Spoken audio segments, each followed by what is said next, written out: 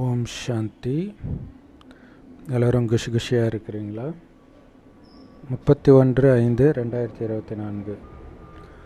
இனிமையான குழந்தைகளே, முட்களை மலர்களாக்கிறதுக்கு தான் பாபா வந்திருக்கிறார். ஸோ முள்ளுன்றது விகாரத்தை சொல்கிறது. அதுலேயும் மிகப்பெரிய முள் தேக உணர்வு. ஏன்னா தேகம்னு நினைத்த காமம் மிகப்பெரிய எதிரின்னு வரும். ஆனால் அதை விட மிகப்பெரியது தேகம். தேகம் நினச்சா தானே காமமே வர்றதுக்கு. ஸோ அதனால தான் மிகப்பெரிய முள் தேகம்ன்ற உணர்வு. இதன் மூலமாக தான் மற்ற அனைத்து விகாரங்களும் வருது. அதனால தான் பாபா சொல்கிறார், ஆத்ம உணர்வுடையவர் ஆகுங்கள். கேள்வி: பாபாவுடைய ஒரு விஷயம், ஒரு காரியம் பக்தர்களுக்கு தெரியாத காரணத்தினால்தான் அவரை எங்கும் நிறைந்தவர், சர்வவியாபின்னு சொல்லிட்டாங்க. அது என்ன காரியம் அப்படின்னா, பாபா பல ரூபம் எடுக்க முடியும்.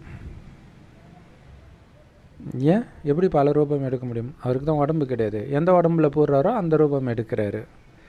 ஸோ அதனால் எங்கே தேவை ஏற்படுதோ அந்த குழந்தையுடைய உடலில் பிரவேசமாகி எதிர இருக்கிற ஆத்மாவுக்கு அவரால் நன்மை செய்ய முடியும் இல்லையா? நம்ம ஞானம் கொடுத்துட்டு இருக்கிறோம். எதிர இருக்கிறவங்க எதிர்பார்க்கிற பதில் நமக்கு தெரியலன்னும் போது டக்குன்னு பாபா உள்ள பிரவேசமாகி ஞானத்தை கொடுத்துடுவார்.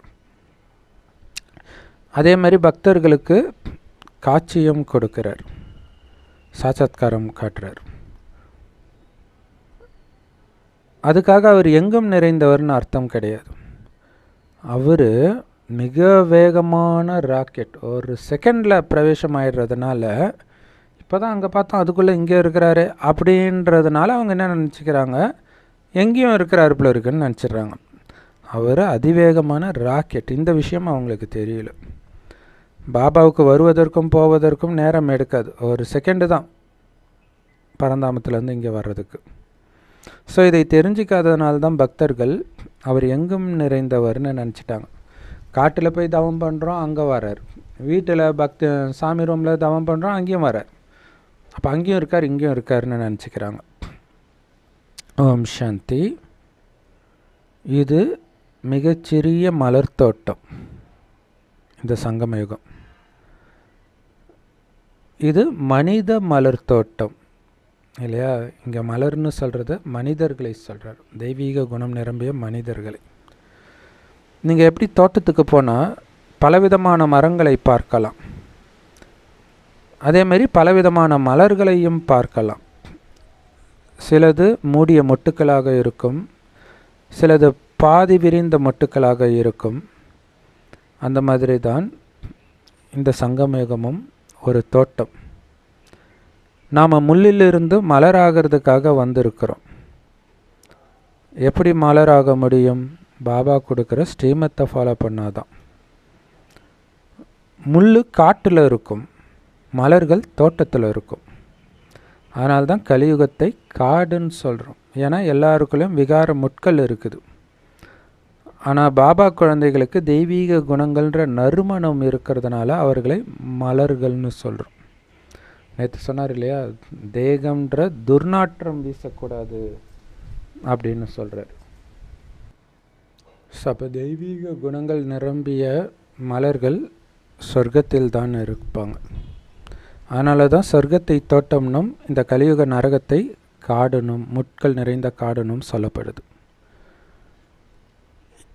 இது அழுக்கான முட்கள் நிறைந்த காடு.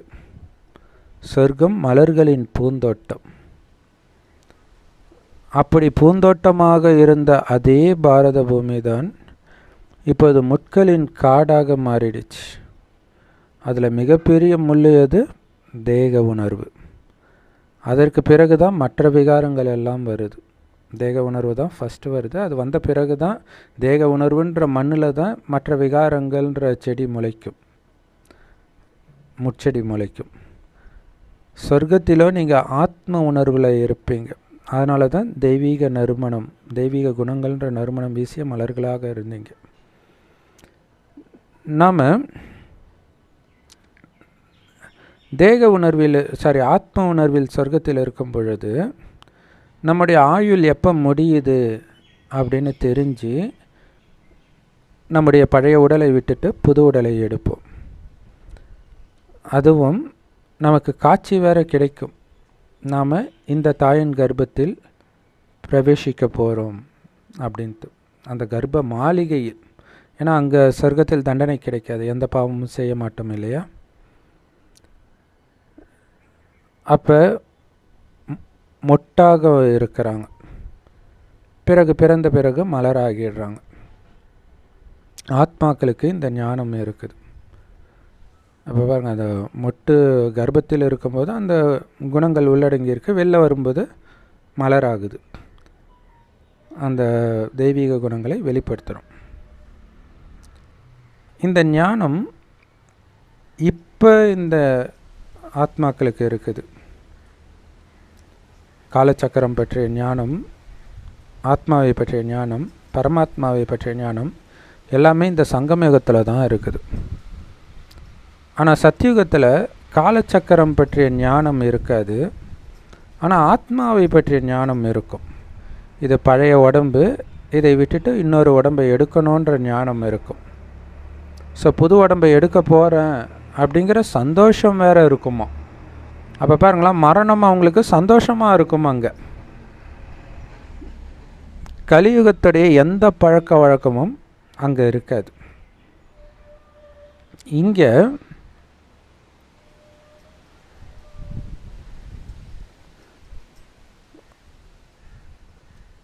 சமுதாயத்தின் கருத்துக்களையும் பார்க்க வேண்டியதாக இருக்குது, அதேமாரி நம்ம ஈஸ்வரிய பரிவாரத்தின் நியமங்களையும் பார்க்க வேண்டியதாக இருக்குது.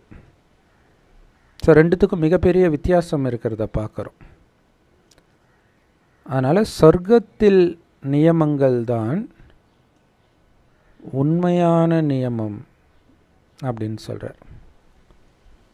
இங்கே கலியுகத்தின் நியமங்கள் தவறான நியமங்களாக இருக்குது. மனிதர்களுடைய நடத்தை, இங்கே இருக்கிற சட்டத்திட்டங்கள் எல்லாமே தவறாகவே இருக்குது. ஆனால் அது உலகம் அதே தான், காலம்தான் வேறு. சத்தியுகமாக இருக்கும்போது அது சொர்க்கம், கலியுகமாக இருக்கும்போது இது நரகம். எப்போ கலியுக அசுர உலகமாக இருக்குதோ அப்போ தான் பாபா வரார் சொர்க்கத்தின் குணங்களை சொல்லிக் கொடுத்து சொர்க்கத்தை ஸ்தாபனை செய்ய. தேவதைகளின் உலகம் இப்போ ஸ்தாபனை செய்யப்படுதோ அப்போ தான் உலகழிவு நடக்கும். முதல்ல தேவதைகளின் உலகம், தேவதைகளின் உலகத்துக்கு தேவையானவர்கள் அத்தனை பேரும் ரெடி பண்ண பிறகு தான் உலகழிவு ஸ்டார்ட் ஆகும். ஸோ அப்போ உலகழிவு நடக்குது அப்படின்னாலே இது அசுர உலகம், அசுர சம்பிரதாயம். இந்த அசுர சம்பிரதாயத்துக்குள்ளே வந்து பாபா தெய்வீக குணங்கள் நிரம்பியவர்களை உருவாக்குறார். உங்களுடைய ஜென்ம ஜென்மத்தின் பாவம் யோக பலத்தினால நீங்கும்னு பாபா சொல்கிறார். ஸோ பாபாவை நினைக்க நினைக்க பாவம் நீங்கும். அதே மாதிரி இந்த ஜென்மத்தில் நீங்கள் செய்த பாவங்களை எல்லாம் பாபா கிட்ட சொல்லணுன்ற. நீங்கள் சொல்கிறீங்கனாலே அது தப்புன்னு உணர்றீங்க. நான் இனிமேல்ட்டு அப்படி பண்ண மாட்டேன் பாபா, என்ன ஆனாலும் அதே சூழ்நிலை மீண்டும் வந்தாலும் நான் அந்த தவறை பண்ண மாட்டேன் அப்படின்னு நீங்கள் பாபா கிட்ட சத்தியம் பண்ணணும். அப்போ தான் அந்த பாவத்தை செய்ய மாட்டீங்க, அந்த பாவத்திற்கான தண்டனையும் பாதியாக குறைக்கப்படுன்றார். ஸோ அதிலும் குறிப்பாக முக்கியமான விஷயம் காமம். ஸோ காமம் சார்ந்த தவறு என்னென்ன பண்ணோன்றது நமக்கு தெரியும் தானே, மற்றதையெல்லாம் நீங்கள் மறந்தால் கூட. ஸோ அதை பாபா கிட்ட சொல்லுங்கள். நினைவில்தான் சக்தி இருக்குது. அதனால தான் அது நினைவின் பலம்னு சொல்லப்படுது. பாபாவை நினைவு செய்கிறது, ஞானத்தை நினைவு செய்கிறது, நம்ம லட்சியத்தை நினைவு செய்கிறது. பாபா சர்வசக்திவானாக இருக்கிறார். அந்த சர்வசக்திவானோடு, அனைவருக்கும் தந்தையாக இருக்கிற அந்த சர்வசக்திவானோடு யோகம் வைக்கிறதுனால மட்டும்தான் நம்மளுடைய பாவங்கள் எரியும். லக்ஷ்மி நாராயணன் சர்வசக்திவான்கள்னு சொல்லப்படுறாங்க. அவங்களுடைய ராஜ்யம்தான் ஒட்டுமொத்த உலகத்திலையும் இருக்குது. அது புத்தம்புது உலகம். இல்லையா? ஒன்று பாபா சர்வசக்திவான், அடுத்தது அவர்னால் உருவாக்கப்பட்ட லக்ஷ்மி நாராயணன் சர்வசக்திவான். சத்யுகத்தில் ஒட்டுமொத்த உலகத்திலும் அவங்க ராஜ்யம் மட்டுமே. அதைத்தான் புத்தம் புதிய உலகம்னு சொல்கிறோம். அங்கே இருக்கிற அனைத்தும் புத்தம் புதியதாக இருக்கும். ஆனால் இப்போ பாருங்கள், நிலம் எந்த அளவுக்கு பழசாயிடுச்சுன்னா கட்டாந்தரை ஆயிடுச்சு. எந்த சத்தும் கிடையாது. செயற்கை உரம் போட்டால் தான் ஏதோ கொஞ்சம் முளைக்கும்.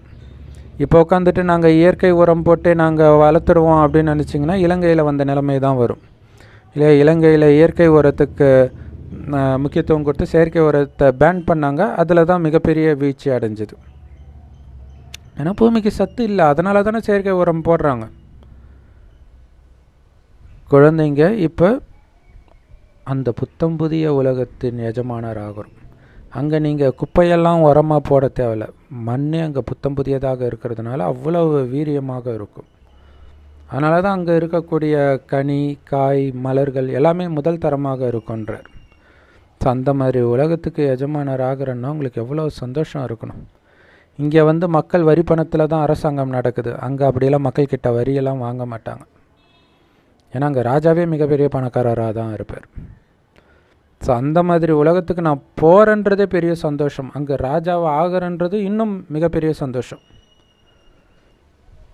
ஸோ மாணவர்கள் எந்த அளவுக்கு இந்த ஞானத்தை தாரணை பண்ணி அசை போட்டுக்கிட்டே இருக்கிறாங்களோ அந்த அளவுக்கு சந்தோஷத்தை அவங்க அனுபவம் செய்வாங்க. அந்த சந்தோஷத்தை வைத்து அந்த மாணவன் நல்ல மாணவனா இல்லையான்றதை புரிஞ்சிக்கலாம்.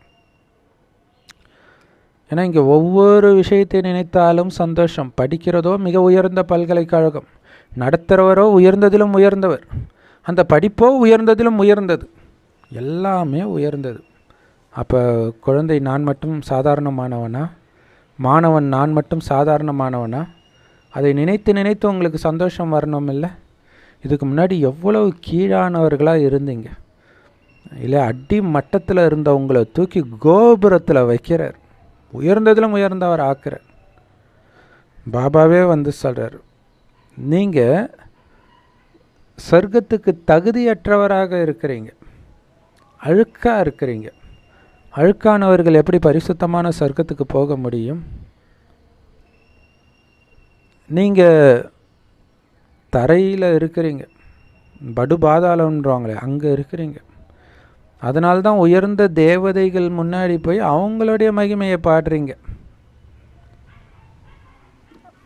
அதே நேரத்தில் உங்களுடைய கீழான தன்மையை பற்றியும் பாடுறீங்க. நீங்கள் எவ்வளோ உயர்ந்தவர்கள், நான் ஒரு பாவி. அவங்க நினச்சிக்கிறாங்க, இதை சொல்கிறதுனால அவங்க வந்து தன்னை பணிவாக நினச்சிக்கிறாங்க. ஆனால் உண்மையிலே அவங்க பாவி தான். பிறகு தேவதைகளை கருணை காட்ட சொல்கிறீங்க, அவங்கள மாதிரியே நாமும் உயர்ந்தவராக ஆகணுன்றதுக்காக. இப்போ நம்ம புரிஞ்சுக்கிட்டோம்ல, அந்த தேவதைகள் நாம தான். அப்போ நாம் மற்றவர்களுக்கு கருணை காட்டணும். நீங்கள் தான் தேவதைகள்ன்றது மற்றவர்களுக்கு தெரியாது, ஆனாலும் உங்ககிட்ட தான் அவங்க வேண்டுறாங்க, உங்கள் ஜடச்சிலை கிட்ட. அப்போ எப்படியாச்சும் அவங்களுக்கு இந்த ஞானத்தை கொடுக்க வேண்டியது உங்களுடைய கடமை. பக்தி மார்க்கத்தில் நீங்கள் போய் தேவதைகள் முன்னாடி தலைவணங்கி நின்னீங்க. தேவதைகளும் மனிதர்கள் தான், ஆனால் தெய்வீக குணங்கள் நிரம்பியவர்களாக இருந்ததுனால அவங்க தேவதைகள். ஸோ அவங்க கோயிலுக்கு போய் நீங்கள் பூஜை பண்ணதுக்கு காரணமே அவங்கள மாதிரி ஆகிறதுக்காக தான். நீங்கள் போய் என்ன கேட்பீங்க? பணம் வேணும், குணம் வேணும், நோயிலிருந்து விடுபடணும். இதெல்லாம் உண்மையிலே தேவதைகளுக்கு இருந்தது. ஸோ அதோடைய உண்மையான அர்த்தம் தேவதை மாதிரி ஆகணுன்றதுக்காக தான் நீங்கள் வழிபடுறீங்க. ஆனால் தேவதைகளை அப்படி ஆக்குனது யார்? அவர்கிட்டலாம் போய் கேட்கணும். அது அவங்களுக்கு தெரியல. ஸோ இப்போ இந்த தேவதா கன்று எப்படி இந்த காலச்சக்கரத்தில் எப்பொழுது நடப்படுது அப்படிங்கிற விஷயமெல்லாம் நம்ம புத்தியில் இருக்குது. எப்படி தெரியும்?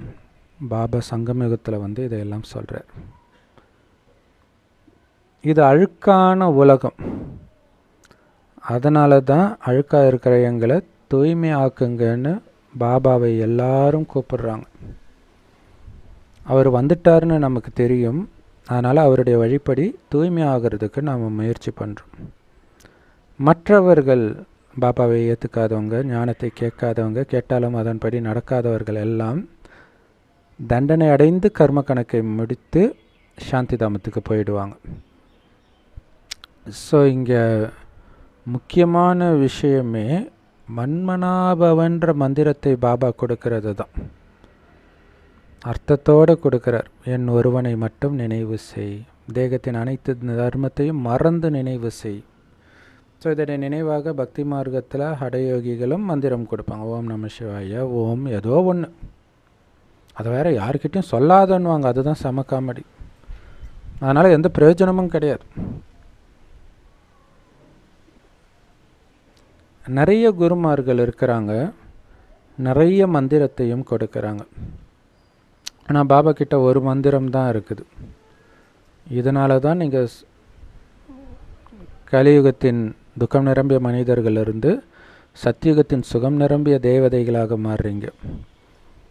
பாபா பாரதத்தில் வருகிறார். நம்மை தேவதையாக்கக்கூடிய மந்திரத்தை பாபா கொடுக்கிறார். யார் கொடுக்குறா? கடவுள். பகவானுடைய மகா வாக்கியத்தை நம்ம கேட்டுட்டு இருக்கிறோம். அந்த மனிதர்கள் பகவானின் மகா வாக்கியம்னு கீதையில் சொன்னால் கூட சத்சங்கத்தில் அதோடைய அர்த்தம் கொஞ்சம் கூட தெரியலை. பகவான்னா யாருன்னே தெரியாமல் சொல்லிட்டு இருக்கிறாங்க. நாம் அந்த கீதையின் ஒவ்வொரு வரிக்கும் அர்த்தத்தை சொல்ல முடியும். சாரத்தின் அர்த்தம் ஒவ்வொரு வரிக்கும் போக தேவையில்லை. ஸோ மனிதர்கள் இந்த கும்பமேளா போன்ற திருவிழாக்களில் ஒன்றா சேர்றாங்க இல்லையா, அங்கே போய் அவங்களுக்கு புரிய வைங்க. இல்லை எப்போவுமே கோயிலில் ஃபங்க்ஷன் நடக்கிற இடத்துல போய் புரிய வைப்பாங்க. ஸோ இந்த கும்பமேளாவில் தான் நிறைய சாமியார்கள் பின்னாடி மனிதர்கள் போயிட்டுருப்பாங்க. ஸோ அங்கே போய் நீங்கள் புரிய வைக்கணும். இது நரகங்க, அழுக்கான உலகம். இங்கே ஒருத்தர் கூட தூய்மையானவர்கள் இருக்க மாட்டாங்க. சொர்க்கம்தான் தூய்மையான உலகம். அங்கே தான் தூய்மையானவர்கள் இருப்பாங்க. அப்போ எப்படி சொர்க்கத்தில் தூய்மையானாங்க? அதுக்கு முன்னாடி சங்கமயுகத்தில், அதாவது இந்த நேரத்தில் சிவபெருமான் ஞானத்தை கொடுத்து அவங்கள தூய்மையாக்குறாரு. ஏன்னா எண்ணங்கள் தான் தூய்மையற்றதாக ஆகி இருக்குது. ஸோ அப்போ எண்ணங்களை மாற்றணும். அதற்கான ஞானம் தேவை.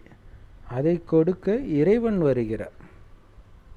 மற்றபடி நீங்கள் கங்கையில் குளித்தா எப்படி தூய்மையாக முடியும்? அப்போ உடம்பில் பாவம் இருக்குதா? உடம்பு யோசிக்குதா? ஆத்மாவில் தானே மனம் புத்தி இருக்குது, அதுதானே யோசிக்குது. ஆனால் அவங்க என்ன நினச்சிக்கிறாங்க, உடம்பு தான் அழுக்காக இருக்குது, அதை தான் தூய்மையாக்கணும், ஆத்மாவோ எப்போவுமே தூய்மையாகவே இருக்கும் அப்படின்னு நினச்சிடுறாங்க. ஸோ அதை வச்சு தான் நீயும் கடவுள் நானும் கடவுள்னு சொல்லிடுறாங்க. ஏன்னா கடவுள் எப்போவுமே தூய்மையாக இருப்பார் இல்லையா? ஸோ நீங்கள் எழுதுங்க, ஆத்மா பரமாத்மாவை ஆக முடியாது, பரமாத்மாவுடைய ஞானத்தினால அது தூய்மையாக முடியும். ஆத்மா எப்பவும் தூய்மையாக இருக்காது. இந்த ஞான கடலில் குளிப்பதனால தான் ஆத்மா தூய்மையாகுமே தவிர தண்ணியில் குளிக்கிறதுனால அது தூய்மையாகாது. அது நீங்கள் கடலில் குளித்தாலும் நதியில் குளித்தாலும் தொட்டி தண்ணியில் ஞான ஸ்நானன்ற பேரில் முக்கிய எடுத்தாலும் ஆத்மா தூய்மை ஆகாது. ஏன்னா நீங்கள் தினமும் தானே குளிச்சுட்டு இருக்கிறீங்க. மனிதர்கள் தினம் தினம் குளிக்கிறதுக்காக ஆற்றுக்கு போகிறாங்க, அதே தண்ணியை குடிக்கக்கூட செய்கிறாங்க. ஏன்னா தண்ணியை வச்சு தான் எல்லாமே இருக்குது. ஆனால் அவங்க தூய்மையாக ஆகிறாங்க. இது கூட யாருடைய புத்தியிலும் நுழையலன்ற ரொம்ப ஈஸியான விஷயம். ஆனால் இது கூட யாருடைய புத்தியிலும் நுழையிலையே. வினாடியில் முக்தி கிடைக்குது, வினாடியில் ஜீவன் முக்தி இந்த ஞானத்தின் மூலமாக தான் கிடைக்குது. கங்கையில் குளிக்கிறதுனால கிடைக்காது. இந்த ஞானத்தின் மூலமாக தான் வினாடியில் ஜீவன் முக்தி கிடைக்கும். ஸோ இங்கே எந்த அளவுக்கு ஞானம் இருக்குது அப்படின்னா, நீங்கள் ஒட்டுமொத்த கடலையும் மையாக்கி காட்டில் இருக்கிற மரங்களையெல்லாம் பேனாவாக்கி இந்த மண்ணையே பேப்பராக்கி எழுதினால் கூட இந்த ஞானத்தை எழுதி முடிக்க முடியாது, அவ்வளவு ஞானம் கடவுள்கிட்ட இருக்குது அப்படின்னு சொல்லப்படுது. பாபா தினம் தினம் புது புது கருத்துக்களை சொல்லிக்கிட்டே இருக்கிறார், விதவிதமான கருத்துக்களை சொல்கிறார். இன்றைக்கி நான் ரொம்ப ஆழமான விஷயங்களை சொல்கிறேன் அப்படின்னு பாபா சொல்கிறார். சில குழந்தைங்க கேட்குறாங்க, பாபா இதையெல்லாம் நீங்கள் ஏன் எங்களுக்கு முன்னாடியே சொல்லலை அப்படின்னு கேட்குறாங்க. பாபா சொல்கிறாரு, ஆஹா, எப்படி முன்னாடியே சொல்ல முடியும்? கதை வரிசையாக தானே சொல்லுவாங்க. இது ஆக்சுவலாக அமர கதை, சத்யநாராயணன் கதை இல்லையா? ஸோ அதனால் ஆரம்பத்திலிருந்து வரிசைப்படியாகத்தான் சொல்லப்படும். கடைசி நேரத்தில் வர காட்சியை முன்கூட்டியே சொல்ல முடியுமா என்ன? அதே மாதிரி தான் பாபா அந்தந்த நேரத்திற்கு தேவையான ஞானத்தை அப்பப்போ கொடுக்கிறார். சிருஷ்டி சக்கரத்துடைய முதல் இடை கடை பற்றிய ஞானத்தை இப்போ நீங்கள் தெரிஞ்சுக்கிட்டீங்க. அதனால் யாராவது உங்களுக்கு உலகம் எப்படி தோன்றிச்சு தெரியுமா அப்படி இப்படின்னா டக்குன்னு பதில் சொல்ல முடியும். அவங்க ஷாக் ஆகிடுவாங்க. நீங்கள் கேட்கலாம், அதெல்லாம் பல வருஷம், எத்தனை வருஷம் கரெக்டாக சொல்லுங்கள், டைம்னு சொல்லுங்கள். இது உங்களுக்கு எப்படி தெரியும்? மனிதன் எழுதிய வேதத்தை வச்சு. அவனுக்கு எப்படி தெரியும் கேளுங்க. அவனா கடவுளா? இங்கே கடவுள் எங்களுக்கு சொல்கிறாருன்னு புரிய வைங்க. ஸோ உங்களுடைய புத்தியில் இந்த ஞானம் உட்கார்றதுலேயே நீங்கள் வரிசைக்கிரமமாக தான் இருக்கிறீங்க. மனிதர்கள் உங்ககிட்ட வரும்பொழுது அவர்களுக்கு சரியான பதிலை நீங்கள் கொடுக்கல அப்படின்னா அவங்க உங்களை விட்டு வெளியில் போய் எங்களுக்கு சரியான விளக்கம் அவங்களால கொடுக்க முடியலன்னு வாங்க. அவங்க தேவையில்லாத படத்தெல்லாம் வச்சுருக்கிறாங்க, அதுக்கு ஒரு பைசாவுக்கு பிரயோஜனம் இல்லை, எதை கேட்டாலும் அவங்களுக்கு தெரியலன்னு வாங்க. அதனால தான் பாபா சொல்கிறாரு, நல்லா புரிய வைக்கிறவங்க தேவை. அந்த மாதிரி கண்காட்சியில் புரிய வைக்கிறதுக்கு சும்மா நான் எல்லாருக்கும் வாய்ப்பு கொடுக்குறேன்ட்டு நீங்கள் கம்முன்னு விட்டிங்கன்னா அங்கே புரிய வைக்கணுமே, அதுதானே முக்கியம். இல்லாட்டினா அவங்களால முழுசாக புரிஞ்சிக்க முடியாது. அப்போ புரிய வைக்கிறவங்களுக்கே எதுவும் புரியல முழுசாக அப்படின்னும் பொழுது அவங்க என்னத்தை மற்றவங்களுக்கு புரிய வைக்க முடியும்? இப்போ அவங்கள மாதிரி தான் இவங்களும் இருப்பாங்க. பாபா சொல்கிறாரு, சில சமயம் யாராவது புத்திசாலி மனிதர் வராங்க, ஆனால் அதை புரிய வைக்கக்கூடிய குழந்தைக்கு அந்த அளவுக்கு புத்தி இல்லை அப்படின்னா அந்த குழந்தை உடலில் நான் பிரவேசமாகி உதவி செய்கிறேன். ஏன்னா பாபா மிக நுட்பமான ராக்கெட், அதிவேக ராக்கெட். அதனால் ஒரு குழந்தை உடம்புல பிரவேசம் ஆகிறதுக்கெலாம் அவருக்கு அதிக நேரம் எடுக்காது. ஆனால் இந்த காரணத்தினால அவர் பல ரூபம் எடுப்பவர், எங்கும் நிரம்பியவர் அப்படிலாம் சொல்லிட்டாங்க இல்லையா? சிங்கமாக வந்தார், ஆமையாக வந்தார், மீனாக வந்தார், இப்படியெல்லாம் சொல்லிட்டாங்க. பாபா மீன் உடம்புலையும் ஆமை உடம்புலையும் என்ன ஞானத்தையை கொடுக்க முடியும்? ஸோ எந்த மனிதனுக்குள்ள வேண்டுமானாலும் தேவைப்பட்டால் பாபா பிரவேசிப்பார் ஒரு வினாடியில். பாபா குழந்தைங்களுக்கு புரிய வைக்கிறார். சில குழந்தைங்க, அதாவது சில மனிதர்கள் கண்காட்சியில் வரவங்க ரொம்ப அற்புதமான மனிதர்களாக இருக்கிறாங்க, நம்ம பார்க்கலாம். அவங்க கேட்குற கேள்வி அவ்வளோ ஆழமாக, அப்போ இவ்வளோ நாள் கேட்டது பொய்யா, இதில் இப்படி போட்டிருக்கே அப்படி போட்டிருக்கேன்னு கேட்பாங்க. ஸோ அப்போ அதையெல்லாம் புரிய வைக்கக்கூடிய நல்ல மனிதன் அங்கே தேவையில்லையா? இப்போல்லாம் சில குழந்தைங்க பக்தி மார்க்கத்தில் குழந்தை பருவத்திலேயே வேதங்களை கரைச்சி குடிச்சிடுறாங்க. எப்படி அது முடிஞ்சது? ஏன்னா இதுக்கு முன்னாடி அவங்க வேதத்தை உபன்யாசம் பண்ணுறவங்களா இருந்திருப்பாங்க, அந்த சமஸ்காரம் அந்த குழந்தைக்கு வந்திருக்கும். அதனால் மறுஜன்மம் எடுத்த உடனே அந்த வேதங்களை படிக்க ஆரம்பிச்சிருக்கும். ஏன்னா உங்களுடைய கடைசி எண்ணம் எப்படியோ அதுதான் உங்களுடைய அடுத்த ஜென்மத்தை தொடக்கம் இல்லையா. ஒவ்வொரு முடிவிலும் ஒவ்வொரு ஆரம்பம் அப்படின்னு அடிக்கடி சிவனுடைய கதையில், பார்வதி கதையில் வரும். இப்போ கடைசி நேரத்தில் அவன் வேதத்தையே நினைச்சிட்டு இருந்தவன் கண்டிப்பாக அடுத்த ஜென்மத்தில் அப்படித்தான் பிறப்பான். இஸ்கான் குரூப்பை ஸ்டார்ட் பண்ணவர் பார்த்திங்கன்னா மரணப்படுக்கையில் இருந்துட்டும் அவர் அந்த கீதையை பற்றி உபன்யாசம் பண்ணிகிட்டு இருக்கார், படுத்துக்கிட்டே அதை ஒருத்தர் எழுதிக்கிட்டு இருக்கிறார். ஸோ அப்போ அது இந்த சமஸ்காரத்தோடு தான் அவர் பிறப்பார்.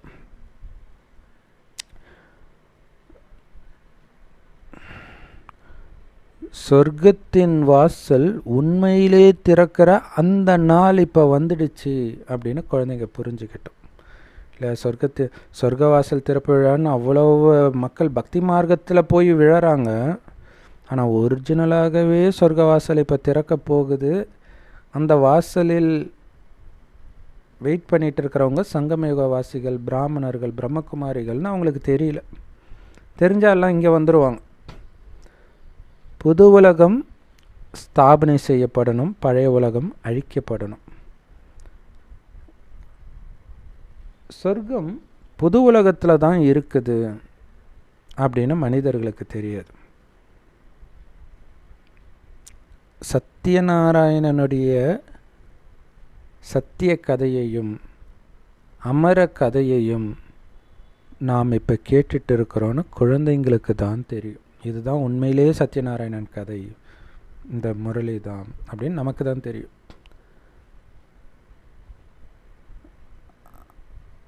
ஸோ நமக்கு சொல்லப்படுற கதையும் ஒன்று, அதை சொல்பவரும் ஒருவரே. இதை வைத்து அவங்க கண்ணு காது மூக்கெல்லாம் வச்சு கதை வடிவத்தில் நிறைய வேத சாஸ்திரங்கள் எழுதிட்டாங்க, சத்யநாராயணன் கதை, அமர கதை, அப்படி இப்படின்ட்டு. ஆனால் சாரம் இங்கே சொல்கிற விஷயம்தான். எல்லா உதாரணமும் இப்போ சங்கமயுக பிராமணர்களாகிய உங்களை வைத்து உருவாக்கப்பட்டதே. பக்தி மார்க்கத்தினர் அதை எடுத்துக்கிட்டாங்க. பாபா வர்றது சங்கமயுகத்தில் மட்டும்தான் வர்றார், எல்லாத்தையும் புரிய வைக்கிறார். இது ரொம்ப முக்கியமான எல்லையற்ற நாடகம் அல்லது எல்லையற்ற விளையாட்டுன்னு கூட சொல்லலாம். தங்க யுகம், வெள்ளி யுகம் முதல்ல வருது, அது ராமராஜ்யம்னு சொல்கிறோம். பிறகு ராவண ராஜ்யம் துவாபரயுக கலியுகத்தில் வருது. இது ஏற்கனவே நிச்சயிக்கப்பட்ட நாடகம், உருவாகி உருவாக்கப்பட்ட நாடகம், அனாதியாக நடக்கிற அழிவற்ற நாடகம். இதுக்கு முதலும் முடிவும் கிடையாது. இந்த நாடகத்தில் நடிக்கும் நீங்கள் அனைவரும் ஆத்மாக்கள். ஸோ இப்போ பாபா உங்களுக்கு கொடுக்குற இந்த ஞானம் உங்களை தவிர வேறு யாருக்கிட்டேயும் கிடையாது. அதனால் தைரியமாக இந்த ஞானத்தை நீங்கள் பேசலாம். வேதத்தில் இருக்காது, இப்படி இருக்குது, இப்படி இருக்குன்னா நம்ம சொல்லலாம். அப்படியா, ஆத்மா ஒளிப்புள்ளியா பூர்வமத்தியில் இருக்குதுன்னு எந்த வேதத்தில் இருக்குது? சிவத்தந்தை செம்பொன் நிறமான ஒளி உலகத்தில் நட்சத்திரம் மாதிரி இருப்பாருன்னு எந்த வேதத்தில் இருக்குது? நாம தான் நாராயணனாக இருந்தோம், மீண்டும் தேவதை ஆக போகிறோன்னு எந்த வேதத்தில் இருக்குது? கேட்கலாம். ஸோ அனைத்து ஆத்மாக்களின் நடிப்பும் நாடகத்தில் ஏற்கனவே பதிவாகி இருக்குது. அதைத்தான் அது நடிக்கும். அதனால் ஒருவரை இந்த ஞானத்தை ஏற்றுக்கலை அப்படின்னா அந்த ஆத்மாவுடைய பாகம் அவ்வளோதான் புரிஞ்சுட்டு அவங்கக்கிட்ட நம்ம வாதம் செய்ய தேவையில்லை இல்லையா. புரிஞ்சிக்கக்கூடிய ஆத்மாவாக இருந்தால் அவங்கக்கிட்ட நம்ம விளக்கம் கொடுக்கலாம், அவங்க தெரிஞ்சுக்கணும்னு கேட்கும்பொழுது.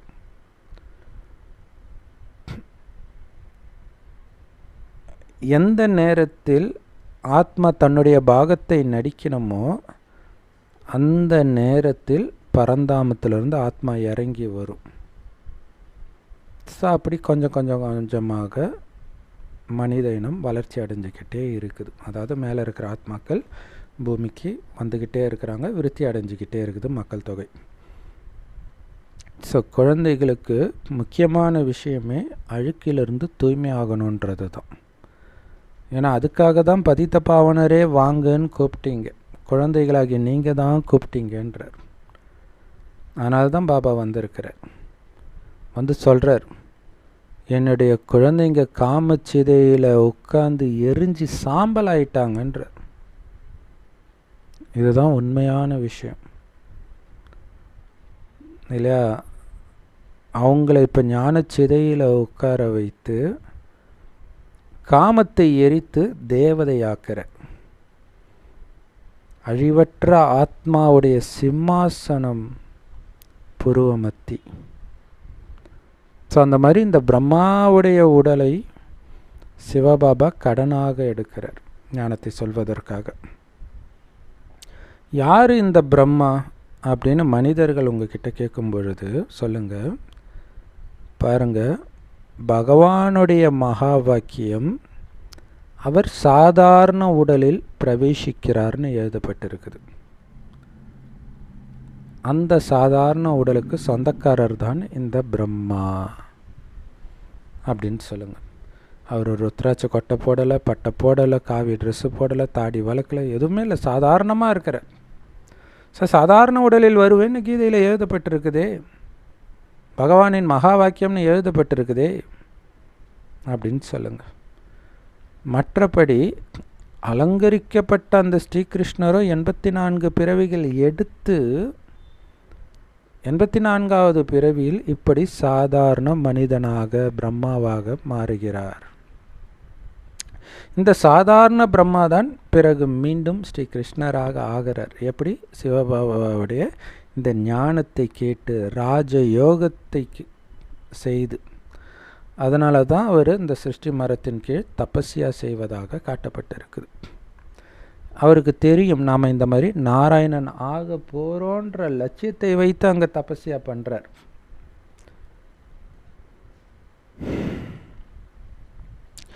நிறைய மனிதர்கள் திருமூர்த்தி படத்தை பார்த்துருக்குறாங்க பக்தி மார்க்கத்திலே. அப்போ கண்டிப்பாக அதுக்கு ஒரு அர்த்தம் இருக்கும்ல, 3 பேரையும் ஒன்றா காட்டுறாங்க அப்படின்னா. யார் தர்மத்தை ஸ்தாபனை பண்ணுறாங்களோ, புது உலகத்தை ஸ்தாபனை பண்ணுறாங்களோ, அவர்களே தான் புது உலகத்தை பாலனையும் பண்ணணும். ஆனால் ஸ்தாபனை காரியம் நடக்கும் பொழுது ஸ்தாபனை செய்பவர்களுடைய பேரு, ரூபம், காலம், இடம் எல்லாமே வேற.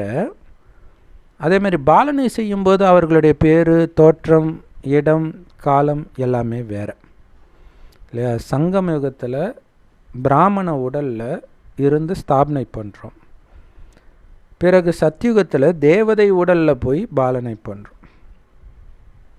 ஸோ இதை நல்லா புரிஞ்சுக்கணும்.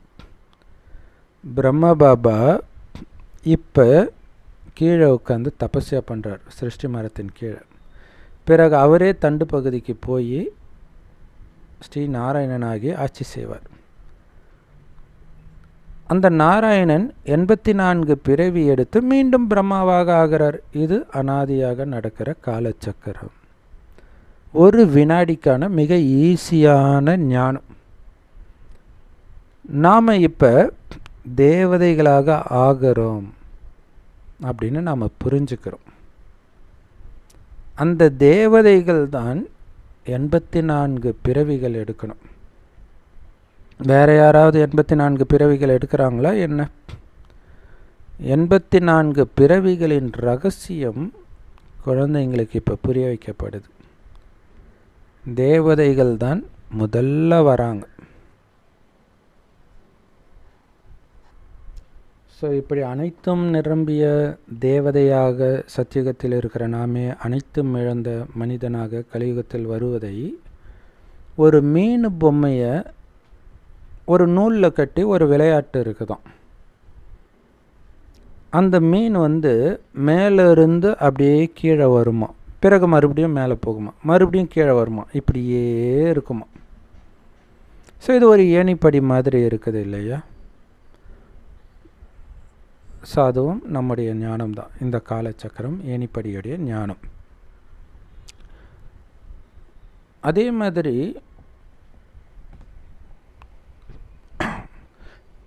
குளவி எல்லா பூச்சியும் எடுத்தாந்து வச்சுட்டு ஊதிக்கிட்டே இருக்கும். அதோடைய இனத்தை சார்ந்தது குளவியாக மாறும், மற்றதெல்லாம் செத்து போயிடும். அதுவும் நம்மளுடைய நினைவு தான். எல்லா தர்மத்தை சார்ந்தவருக்கும் அழிச்சிட்டு வந்து இந்த ஞானத்தை கொடுக்குறோம். நம்ம தர்மத்தை சார்ந்தவர்களாக இருந்தால் கெட்டியாக பிடிச்சிக்குவாங்க, மற்றவங்க விட்டுட்டு போயிடுவாங்க.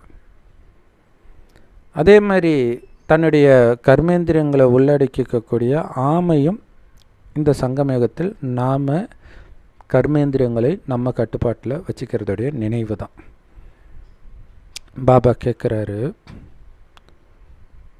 பாருங்கள் அந்த குலவிக்கு எவ்வளோ புத்தி இருக்குது, எவ்வளோ புத்திசாலியாக இருக்குது.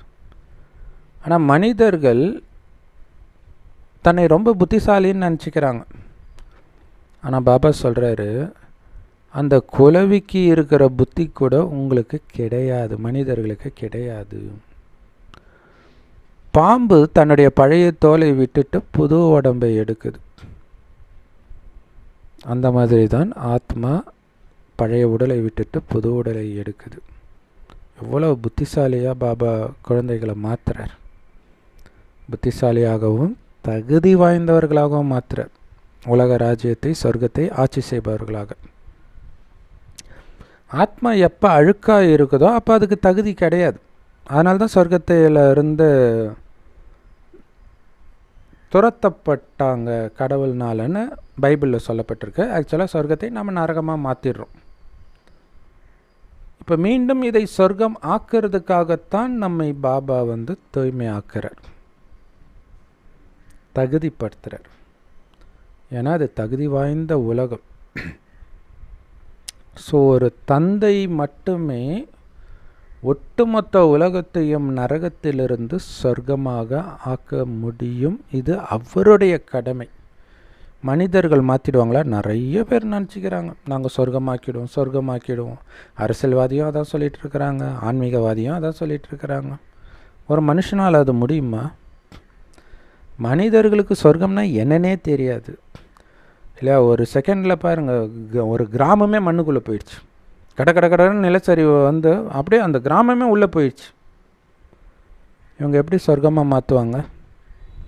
குணங்கள் எப்படியோ அப்படித்தான் இயற்கை இருக்கும். குணத்தை மாற்றினா தானே, குணத்தை மாற்றிட முடியுமா மனிதனால்? ஸோ மனிதர்களுக்கு பாவம் சொர்க்கம்னா என்னன்னே தெரியாது. அது தேவதைகளுடைய ராஜ்யம். தங்க யுகத்தில் தான் இந்த தேவதைகளுடைய ராஜ்யம் இருந்தது. நீங்கள் ஒட்டுமொத்த புத்தம் புதிய உலகத்தையே ஆட்சி செய்தீங்க தங்க யுகத்தில். அப்படி ஆட்சி செய்த தேவதைகளாக இருந்த நீங்கள் தான் முழுசாக 84 பிறவிகள் எடுத்திருக்கிறீங்க. நீங்கள் எண்ணற்ற முறை ராஜ்யத்தை அடைந்தும் இருக்கிறீங்க, இழந்தும் இருக்கிறீங்க. இப்போ மீண்டும் அடையிற நேரம். ஒவ்வொரு தடவையும் எப்படி ராஜ்யத்தை அடைந்தீங்க? ராமருடைய வழிப்படி நடந்ததுனால, அதாவது சிவபாபாவுடைய வழிப்படி நடந்ததுனால. ஒவ்வொரு தடவையும் எப்படி இழந்தீங்க? ராவணனுடைய வழிப்படி நடந்ததுனால. அதனால தான் ராவணன் உங்களை கெட்ட வழிக்கு எடுத்துகிட்டு போவான், அவனை சந்நியாசம் பண்ணுங்கன்றார். இப்போ மீண்டும் மேலே போகிறதுக்கான வழி நமக்கு ராமர் சிவதந்தைக்கிட்ட இருந்து கிடைக்கிது. கீழே விழறதுக்கான வழி கிடையாது. அப்போ பாபாவுடைய ஞானத்தை எடுத்து நீ கீழே விழறனா அது பாபாவை அசிங்கப்படுத்துகிற மாதிரி தானே. இதுதான் உனக்கு பாபா சொல்லி கொடுத்தாரா? இவ்வளோ தான் உங்கள் லட்சணமா? இப்போ ஒவ்வொரு ஆன்மீகத்துலேயும் விழறாங்கன்னா நம்ம சொல்லுவோம்ல, சிரிப்போம்ல. அங்கே அந்த ஆன்மீக தலைவர் மட்டும்தான். இங்கே சிவபாபா அவர் கண்ணுக்கு தெரியாமல் இருக்கிறார். அவர்கிட்ட நேரடியாக படிக்கிறோம் நாமன்னா, மற்ற ஆன்மீக தலைவர்களை எல்லாம் விட நீங்கள் உயர்ந்தவர்கள். அப்போ ஒவ்வொருத்தருக்கும் அந்த பொறுப்பு இருக்குது. ஒருத்தர் விழுந்தாலும் நம்ம குலத்துக்கே கெட்ட பேருன்றதை புரிஞ்சுக்கணும். பாபா ரொம்ப அற்புதமாக புரிய வைக்கிறார். ஆனால் பக்தி மார்க்கத்தில் இருக்கிறவங்களுடைய புத்தியை மாற்றுறது எவ்வளோ கஷ்டமாக இருக்குது. ஏன்னா பக்தி மார்க்கத்தில் அவ்வளோ பகட்டு, வெறும் ஷோ தான் இல்லை. அவ்வளோ அலங்காரம் என்ன, மேலே தாளம் என்ன, டான்ஸு என்ன, அப்படியே அதில் மயங்கி கிடக்கிறாங்க. அந்த பாட்டே அவ்வளோ ராகமாக. காலையில் எழுந்திரிச்சாலே எல்லார் வீட்லேயும் பக்தி பாடல் போடுவாங்க. ஸோ அது ஒரு புதைக்குழின்றார். மனிதர்கள் கழுத்தளவு அதில் மூழ்கிட்டாங்க. ஸோ அவங்கள தூக்கிறதுக்குள்ளே தூக்க போனவங்களே நிறைய பேர் விழுந்துடுறாங்கன்ற. எப்போ அனைவரின் இறுதி காலம் வந்துடுச்சோ அப்போ தான் பாபா அனைவரையும் இந்த ஞானத்தை கொடுத்து தூக்குறார். ஸோ இந்த காரியத்தை குழந்தைகள் மூலமாக பாபா செய்கிறார். ஏன்னா பாபாவோடு இந்த சேவை செய்பவர்கள் பிராமணர்களாகிய நீங்கள் மட்டும்தான். அதனால் நீங்கள் தான் கடவுளின் உதவியாளர்கள். இருக்கிறதுலே மிகச்சிறந்த சேவை அப்படின்னா அது இது மட்டும்தான். மிகப்பெரிய தானம்னா அது இது மட்டும்தான். அன்னதானம், ஞானதானம். ஆனால் உண்மையான ஞானம், கண்டதையெல்லாம் சொல்லிவிட்டு இதெல்லாம் ஞானம் ஞானம்னு சொல்லிட்டு கொடுத்துட்டு இருக்கிறாங்க, அது கிடையாது. அது சொர்க்கத்துக்கு அழைச்சிட்டு போகாது. யாரோ எழுதுந்த மனப்பாடம் பண்ணி சொல்லிட்டா சொர்க்கத்துக்கு போயிடுவீங்களா நீங்கள்? அந்த எழுதுனவனுடைய மகிமையை பாடிட்டு இருப்பாங்க, கடவுளுடைய மகிமையை அவங்களுக்கு தெரியாதே. ஸோ அப்போ கடவுளுடைய உண்மையான மகிமை கடவுள் மூலமாக தான் நம்ம தெரிஞ்சுக்கிறோம். இதை மற்றவர்களுக்கு சொல்கிறது தான் மிகப்பெரிய சேவைன்ற பெஸ்ட் சேவை. ஸோ இதை செய்வதற்கான ஸ்ரீமத் பாபா நமக்கு கொடுக்குறார் ஒவ்வொரு காரியத்தையும் செய்கிறதுக்கு. ஸோ அதிலிருந்து குறிப்பிட்டவர்கள் மட்டுமே வெளிப்பட்டு வராங்க. எல்லோரும் வெளிப்படுறது இல்லை, எல்லோருக்கும் இந்த ஞானத்தை கொடுத்தாலும். மற்றபடி இந்த விஷயங்கள் ஒன்றும் புத்தம் புதிய விஷயங்கள் கிடையாது, நத்திங் நியூ இல்லையா? முந்தைய கல்பத்திலும் நிறைய தேவதைகள் வெளிப்பட்டாங்க, அதே அளவு தான் இப்பையும் வெளிப்படுவாங்க. அது ஏற்கனவே நாடகத்தில் நிச்சயிக்கப்பட்டிருக்குது. நீங்கள் இந்த செய்தியை மற்றவர்களுக்கு கொடுக்கணும், அவ்வளவு தான். ரொம்ப ஈஸி. வெளிப்படுறவங்க தானாக வெளிப்படுவாங்க. விதை போட்டுக்கிட்டே போகணும், இயேசு சொல்கிற மாதிரி. சிலது கட்டாந்தரையில் விழும், சிலது பாறையில் விழும், சிலது தான் நல்ல ரெடியாக இருக்கக்கூடிய நிலத்தில் விழும், அது முளைச்சிக்கும். ஸோ எல்லோருக்கும் செய்தி கொடுக்க வேண்டியது உங்களுடைய கடமை. செய்தி சொல்கிறது ரொம்ப ஈஸி தானே. கடவுள் ஒவ்வொரு கல்பத்திலும் சங்கமயுகத்தில் வரார், பக்தி முழு வீச்சில் நடக்கும்பொழுது வரார். வந்து அனைவரையும் தன்னோட அழைச்சிட்டு போகிறார். இப்போ தான் எல்லார் மீதும் பிரகஸ்பதி தசை விழுந்திருக்குது, பாபாவே வந்திருக்கிறார் இல்லையா? ஸோ நீங்கள் எல்லோரும் சொர்க்கத்துக்கு போவீங்க. ஆனால் நீங்கள் எந்த அளவுக்கு படிக்கிறீங்களோ அதன் வரிசை கிரமத்தில் தான் உங்களுக்கு அங்கே பதவி கிடைக்கும். ஸோ சிலருக்கு பிரகஸ்பதி தசை இருக்குது, சிலருக்கு சனி இருக்குது. ஸோ பிரகஸ்பதி தசை உள்ளவங்க முன்னேறுவாங்க, சனி உள்ளவங்க ஞானத்தை எடுக்க மாட்டாங்க, எடுத்தாலும் அதை ஃபாலோ பண்ண மாட்டாங்க. அதுக்கு பாபா என்ன பண்ண முடியும்? ஸோ இனிமையான முரளியை கொடுத்த பாப்தாதாவுக்கு அன்பு நினைவுகள் மற்றும் காலை வணக்கம். நீங்கள் புத்திசாலியாகவும் தகுதி வாய்ந்தவர்களாகவும் ஆகணும் அப்படின்னா தூய்மை ஆகணும். தூய்மையாக இருக்கிறவன் தான் புத்திசாலி. ஏன்னா தூய்மையாக இருக்கிறதுனால தானே அனைத்தும் உங்களை தேடி வருது. இப்போ தூய்மையை இழக்கிறவன் எப்படி புத்திசாலியாக இருக்க முடியும்? ஸோ ஒட்டுமொத்த உலகத்தையும் நரகத்திலிருந்து சொர்க்கமாக்கும் சேவையை பாபாவோடு சேர்ந்து செய்யக்கூடிய இறைச்சேவகராகுங்கள், பாபாவுக்கு உதவியாளராகுங்கள்.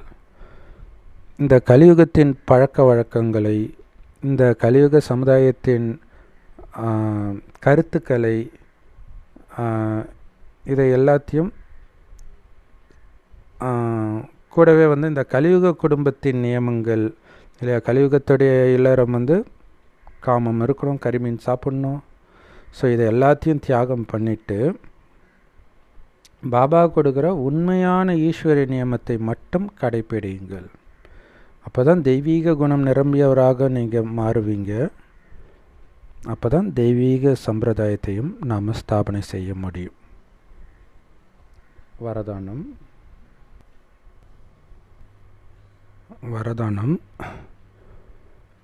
அலட்சியம் மற்றும் சோம்பேறித்தனம் மற்றும் அழுக்கின் அம்சம், இதையெல்லாம் சந்நியாசம் செய்து முற்றிலும் நிர்விகாரி ஆகுங்கள். அதுக்கு விளக்கம், தினசரி டைம் டேபிளில் இந்தந்த சேவை பண்ணணும், இந்தந்த நேரத்துக்கு யோகா பண்ணணும், அமிர்த வேலை இந்த டைம் எழுந்திரிக்கணும், இந்த நேரம் முரளி படிக்கணும், அடுத்தது உலகில் விஷயங்கள், வேலைக்கு போகிறது, இது எல்லாத்துக்கும் ஒரு டைம் டேபிள் இருக்குது இல்லையா? அது கரெக்டாக உங்களால் ஃபாலோ பண்ண முடியல, உங்களுக்கு ஒரு சோம்பேறித்தனம் அலட்சியம் இருக்குது அப்படின்னாலே ஏதோ ஒரு விகாரத்தின் அம்சம் இருக்குதுன்னு புரிஞ்சுக்கோங்கன்றார். விகாரத்தின் வசமாக தான் உங்களால் அந்த டைம் டேபிளை ஃபாலோ பண்ண முடியலன்றார். இல்லை குழந்தைங்க கூட எந்த நேரமும் டிவி ரேடியோ இதே இருக்கிற குழந்தை நேரத்துக்கு ஸ்கூலுக்கே போகாது. ஸோ அப்போ அங்கே விகாரம் இருக்குது, அதை புரிஞ்சுக்கணும். ஸோ அது நாளைக்கு நீங்கள் பூஜைக்குரியவராக ஆகிறதுல ஒரு மிகப்பெரிய பாதிப்பை ஏற்படுத்திடும். நீங்கள் அமிர்த வேலையில் அப்படியே குஷியாக விழிப்புணர்வோடு இருக்கிறது உங்களுக்கு அனுபவம் ஆகலை, ஒரு ஆனந்தமாக உட்காரல அப்படின்னா, ஒரு வலுக்கட்டாயத்தின் பேரில் ஒரு சோம்பேறிய தூக்கத்தில் நீங்கள் உட்காந்துட்டு இருக்கிறீங்கன்னா, நாளைக்கு உங்கள் ஜடச்சிலைக்கு பூஜை பண்ணுற பூஜாரிகள் கூட ஏனோ தானோன்னு ஒரு கடமைக்கு பூஜை பண்ணுவார் சோம்பேறித்தனத்தோட. ஸோ அது எங்கே வரைக்கும் வருது பாருங்கள். அதனால் சோம்பேறித்தனத்தையும் அலட்சியத்தையும் தியாகம் பண்ணுங்க.